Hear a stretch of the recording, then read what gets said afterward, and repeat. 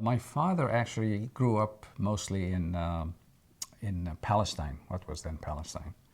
But his parents were from Iraq or northern Iraq, and it's a little bit confusing because they were all over the place. They were merchants. My grandfather was a merchant, and he traveled all over the place, from Tiflis in Georgia to Baghdad, all over the place.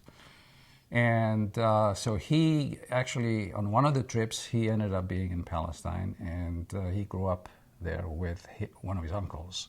His mother had two brothers living in Palestine who had never left, I guess.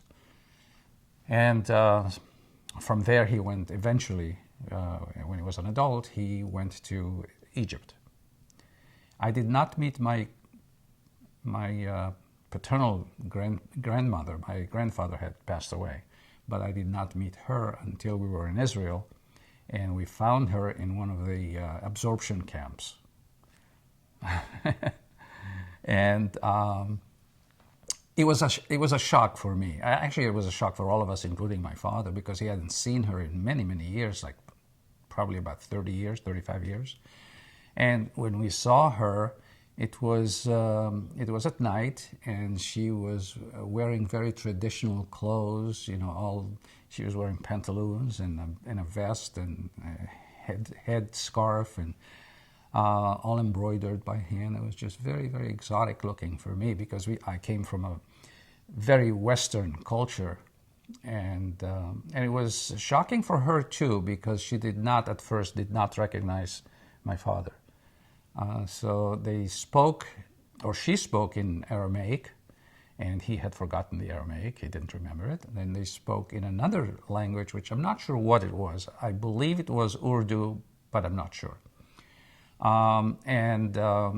And he still did not remember that either. And eventually, because they both knew a little bit of Hebrew and a little bit of Arabic, and eventually they understood that he was really her son. And my father's brother, who had come from Iraq also, just before their mother had arrived, was there at the meeting. And he sort of facilitated the meeting between the two of them. And it was great, because it was a homecoming thing for her, for everybody, really. And eventually, when I was in the military in Israel, I went to visit her quite regularly in Tel Aviv. And she was the most gracious person ever. Well, that's it. I think I developed a relationship with her. She told me some very interesting stories. Apparently, she had 10 children, 10 boys, and one daughter. And all of them died except for my father and one other brother that he had. But they all died in Iraq. The daughter and her husband, who was my grandfather, were murdered. On one of their trips, they had gone, and she told me this story, so that's what I heard directly from her. On one of the trips, he had taken his daughter with him, and they never came back. And so she hired people to look for them, and they found the bodies, but they could not identify the bodies very readily, except for her long hair. She had extremely long hair, the daughter. And that's how they identified the bodies. And after that, a few years after that, she married somebody else. But we never really had a relationship with him. My father didn't either, because, of course, he was not there. So it was different, very different from my maternal grandmother. My maternal grandmother was in Egypt with us. I think maybe I should backtrack a little bit and explain. My father went to Egypt, and it was in the very early 30s, I believe, late 20s, early 30s. I don't know exactly when. And he met my mother. My mother was born in Egypt. But her parents were born in Turkey, and prior to that, the family had come from Spain. So they spoke Ladino at home and French, and they were very westernized because they went to French schools. And so in comparison to my maternal grandmother, my paternal grandmother was extremely exotic, with a headdress and all that.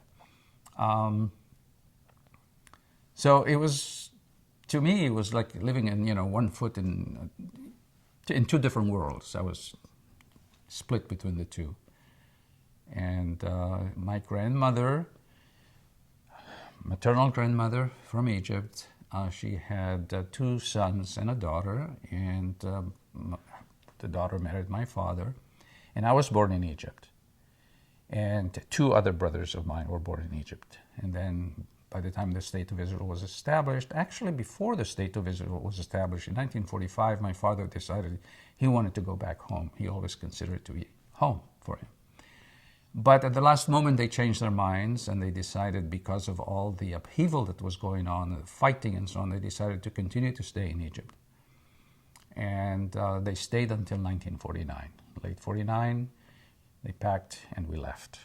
From there, we went to Marseille.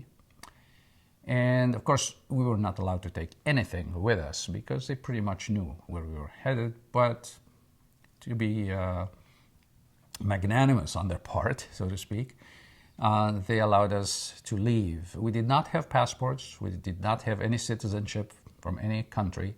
We only had laissez-passer, which is exit papers that would allow us to leave the country with no return.